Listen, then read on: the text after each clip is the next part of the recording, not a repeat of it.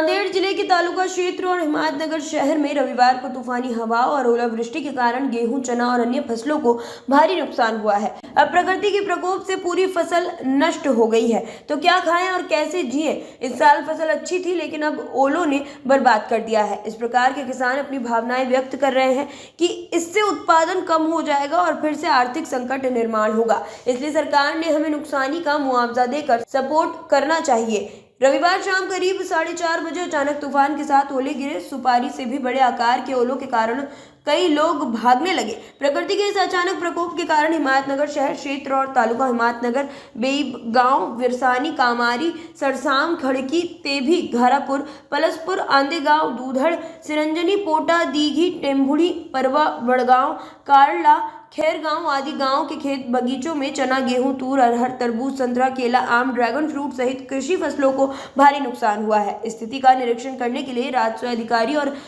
हदगांव हिमायतनगर तालुका विधायक माधव राव पाटिल सीधे किसान बांध पर गए। उन्होंने राजस्व अधिकारी को क्षति का जायजा लेने का निर्देश दिया है। रविवार को हुई ओलावृष्टि से कई किसानों की कटी हुई चने की फसल भीग गई है, जिसे किसान खेत में सीधा कर बचाने का प्रयास कर रहे हैं। इस मामले को ध्यान में रखते हुए किसानों का अनुमान है कि ओलावृष्टि से हिमायतनगर शहर और तालुका क्षेत्र में लगभग 3 से 4 हजार हेक्टेयर में रबी की फसल खराब हो गई है। तूफानी हवा से गेहूं जमीन पे गिर गया है, कटे हुए चने भीग गए हैं और खड़े चने पर ओले गिरने से जमीन में चने की फलियां फूट गई हैं और चने फूल गए हैं। समग्र स्थिति की समीक्षा करने के लिए सरकार को तुरंत नुकसान का आकलन कर किसानों को वित्तीय सहायता प्रदान करनी चाहिए। ऐसी मांग परमेश्वर वानखेड़े, गोविंद वानखेड़े, मिर्जा मजहर बेग, दिलीप लोहेरेकर, सामाजिक कार्यकर्ता दशरथेंद्र और क्षेत्र के किसानों ने की है। हिमायतनगर जिला नांदेड़ से एम अनिल कुमार की रिपोर्ट। गारपीट झाली, काय नुकसान आहे, कसं काय म्हणजे निसर्गाचा कोप कसा झाला? आता काय करता साहेब, काल अचानक अवकाळी पावसाची सुरुवात झाली, 10 मिनिटाच्या आत गारपीट झाली। तेवढ्या वेळातच आम्हाला झाकायला वेळ मिळाला नाही।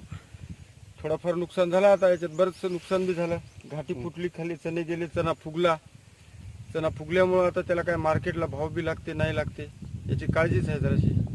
तुमची काय मागणी आहे आता सरकारकडून? आता ईश्वर तर आपल्यावर असा कोपलाच, आता सरकारनं काही थोडीफार मदत केली तर चांगलं होईल।